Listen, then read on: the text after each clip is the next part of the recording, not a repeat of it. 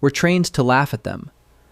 Battle droids, clankers, the bumbling Roger Roger cannon fodder that exists to get cut down by the thousands so the heroes look good. Here's what that mockery hides. On paper, the droid army was the smartest way anyone in Star Wars ever tried to win a war. You don't have to feed them. You don't have to train them for years, or pay them, or grieve them when they die.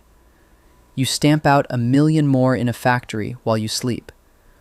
The Republic's clones were irreplaceable men who took a decade to grow. The Confederacy's droids were an effectively infinite force you could lose by the Legion and replace by morning.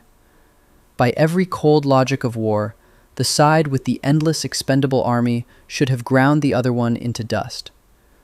The droids weren't losing because they were stupid. They were losing because the war itself was a lie, and the man who built the droid army was the same man building the army that fought it.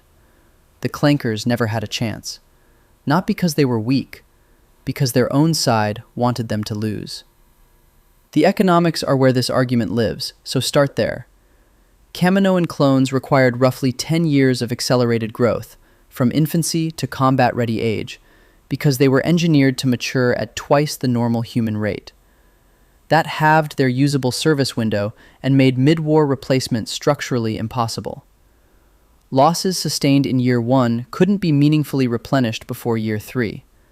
The Republic deployed approximately 192,000 clone troopers at the First Battle of Geonosis in 22 BBY, with 1 million more in production at that moment.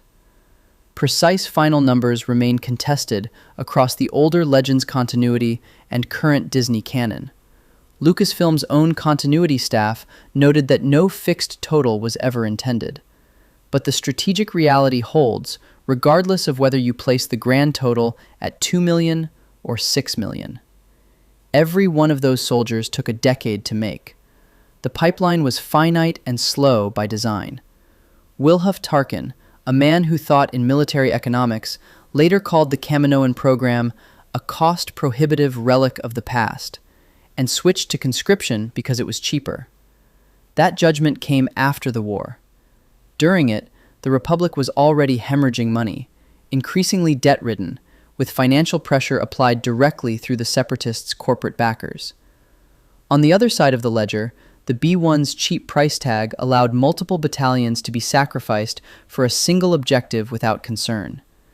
The Geonosis foundries ran underground, automated, and continuous. The Techno-Union was the largest battle droid manufacturer in the galaxy. The Trade Federation, Commerce Guild, and Corporate Alliance each contributed production capacity. The Separatist Council's military power came from credits and assets donated by the most industrially capable trade groups in the outer galaxy, and they had been mobilizing that capacity since before Geonosis. Legends-era RPG sources put the B-1 at 1,800 credits per unit, super battle droids at 3,300. Those figures are Legends only, not confirmed in current canon, but the structural logic they describe is canon. Droids were mass-produced and disposable by design. Clones were expensive and irreplaceable by biology. Separatist droid forces outnumbered Republic clones by a substantial margin. Secondary lore estimates range from 50 to 100 to 1, which are informed estimates rather than hard canon figures. The directional argument holds without an exact ratio. The side that can sustain losses indefinitely applies pressure the side with a finite, slow replenishing force can't absorb forever. The Battle of Kamino in 21 BBY made the strategic logic explicit. Grievous and Asajj Ventress targeted the cloning facilities at Tipoca City with the confirmed aim of destroying clone production to deny the Republic more troops and turn the war in the Separatists' favor. The Separatists understood the arithmetic. They tried to act on it. 40 years of Roger Roger has buried what those droids actually were, so the prosecution needs to exhibit a few tiers. The B-1 was cheap, thin, and individually outmatched. That's accurate. It was designed to come in numbers that made individual quality irrelevant. The dangerous units lived above it. Destroyer droids, droidicas, were feared for combining speed, firepower, and a compact deflector shield that completely enveloped them. In ball form, they moved at up to 75 kilometers per hour. Deployed, the shields held against sustained blaster fire and forced Jedi to seek indirect solutions rather than direct engagement. In The Phantom Menace, Qui-Gon and Obi-Wan, two fully trained Jedi, turned and ran when droidekas rolled in. Visual canon needs no commentary. Cost and energy constraints limited their numbers, but wherever they appeared, the tactical equation changed immediately. The IG-100 Magna Guard occupied a sharper tier still. Developed by Holowan Mechanicals to Grievous's exact specifications, the IG-100 was purpose-built to fight Jedi. Its electrostaff was constructed from frick metal, a material capable of withstanding lightsaber strikes, something that caught many Jedi fatally off guard when they first encountered it. The Magna Guard's combat systems incorporated all 7 classic lightsaber forms. It could lose both legs and continue fighting. It could lose its head entirely and keep functioning through a backup photoreceptor in the chest. Grievous trained them personally as sparring partners. One Magna Guard, in canon, backed Obi-Wan Kenobi into a corner. These weren't security units. They were anti-Jedi weapons, and they carried automatic authority over every other droid deployed on the same battlefield. BX series commando droids never got the cultural recognition they earned. In the Season 1 episode, Rookies, BX commandos infiltrated the Rishi Moon listening post by killing the outer scouts, taking their armor, and mimicking clone voice patterns. Possible because their voice modulators could replicate clone speech, and their narrower heads fit Phase 1 helmets as functional disguise. They wiped out the outpost before veterans Rex and Cody arrived. Against rookie units, they were catastrophic. Against experienced clones, stopping them required coordinated teamwork, targeted headshots, and improvisational tactics. These were among the most advanced infantry the Separatists deployed, built from lighter and hardier alloys with reinforced joints and gyroscopic stabilizers, faster and more agile than standard droids, with durability benchmarked to the B-2 Super Battle Droid. The B-2 itself stood 1.93 meters tall, carried integrated dual laser cannons in each wrist with firepower equal to 2 B-1s combined, wore heavier armor, and was programmed for forward aggression, sometimes physically shoving other droids aside rather than recalculating around an obstacle. The ST-series tactical droids running Separatist operations were designed as highly intelligent strategic planners, capable of conducting complex military operations without direction from an organic commander. The premise that every clanker was bumbling falls apart as soon as you look past the unit that was designed to be cannon fodder. For most of the war, the Confederacy held the strategic advantage. The first 2 years saw the Republic mostly on the defensive, fighting to build production capacity while the CIS pressed territorial gains across the mid-rim and outer systems. The Separatist power base was built on the financial and manufacturing centers of the outer galaxy, and those territories remained under CIS control through most of the conflict.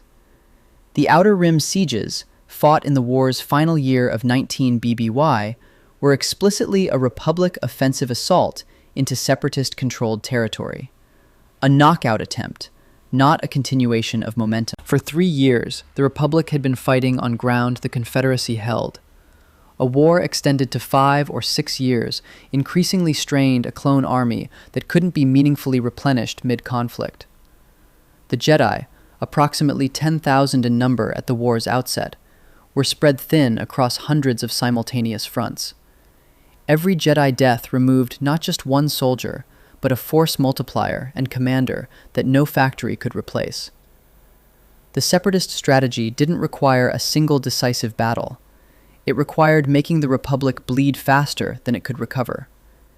Given the structural realities of the clone pipeline, that strategy appears to have been working. Then it stopped. And the reason has nothing to do with military outcomes. The official Disney Canon databank entry for the Confederacy of Independent Systems states this plainly. No one suspected that the Alliance was actually a tool of Darth Sidious, who had engineered the Clone Wars as part of a Sith plot to rule the galaxy. The same entry states that the Separatist defeat at the end of the war was preordained. Palpatine and Darth Sidious were the same person, confirmed in Revenge of the Sith when Anakin realizes the truth, confirmed across multiple canonical sources, including the Clone Trooper history, which places Palpatine as the Sith Lord who orchestrated the conflict to gain political power, and issued Order 66 at its conclusion. Count Dooku, public face of the Separatist movement, the man with final say in Separatist military strategy, was Darth Tyrannus, Sidious's direct Sith apprentice. The StarWars.com databank is specific. Dooku became Darth Sidious's dark side disciple, taking the secret name Darth Tyrannus and leading the Separatist army.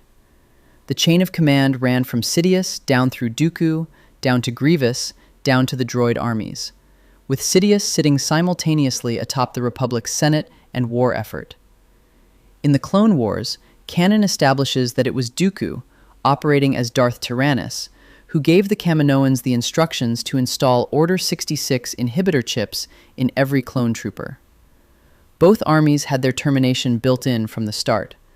The clone army carried a failsafe that would compel them to execute their Jedi commanders on command.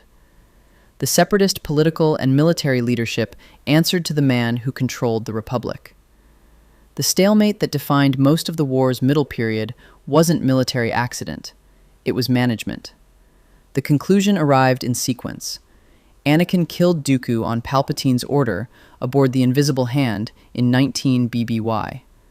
Grievous died on Utapau shortly after, killed by Obi-Wan Kenobi. With Separatist command structure decapitated, Palpatine dispatched Vader to Mustafar to execute the assembled Separatist Council. Newt Gunray, Wat Tambor, San Hill, Shu Mai, Passel Argente, and the remaining members, one by one. The droid army shut down galaxy-wide within hours. The trade groups that had backed the CIS became part of the new empire. They didn't lose the war. They were absorbed by the entity that had been directing them from the beginning. Before the verdict, the honest case requires two concessions. Jedi were genuine force multipliers that the droid army couldn't replicate or counter at scale. A single Jedi could cut through B1 formations casually, and across hundreds of simultaneous fronts, that effect accumulates.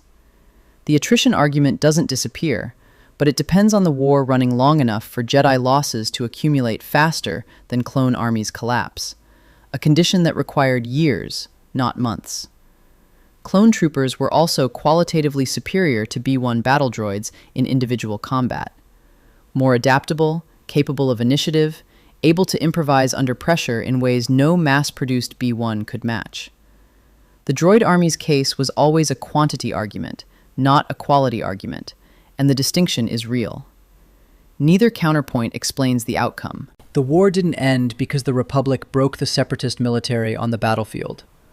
The Republic spent its first 2 years mostly defending, launched its decisive offensive only in the final year, and won, immediately followed by Order 66 and the murder of every Jedi general the clones had been fighting beside. Military victory and political purge arrived in the same week. That isn't how wars end naturally. That is how wars end when the same hand is pulling both sides. We laughed at the clankers for 40 years. Roger, Roger. Cannon fodder. The army that exists to lose. But strip the mockery away and look at the cold arithmetic of war, and the droids were the smartest soldiers anyone in this galaxy ever fielded. Endless, expendable, replaced by morning, fighting a clone army that could never, ever be replaced. The side that can afford to lose forever beats the side that can't. The droids should have ground the Republic into dust. They didn't, and the reason isn't that they were weak. It's that the man who built them also built the army that fought them, and he needed both to burn so he could rule the ashes. The clankers never lost the war. They were spent in it, every one of them, exactly as planned, by the only general who was ever really in command of both sides. The joke was never the droids. The joke was thinking either army was ever fighting for itself. Subscribe for more.